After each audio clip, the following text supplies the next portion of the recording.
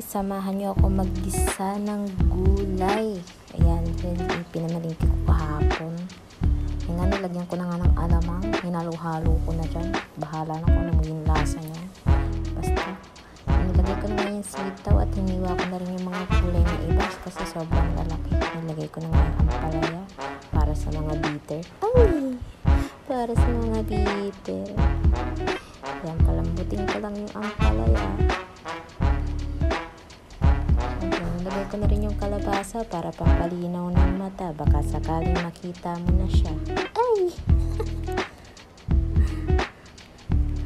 Nilagay ko na nga rin yung okra na malapot pa sa dugo mo. Ay!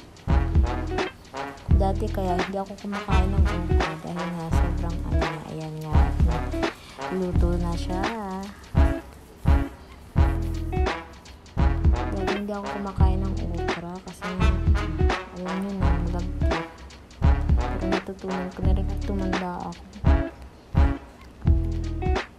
Nilagyan ko nga ng konting tubig dyan para lumambot pa yung ibang gulay kasi matigas pa. Tinakpan ko na at ayan na ang penale. Masarap sa kaning mainit. Bye guys. Thank you for watching.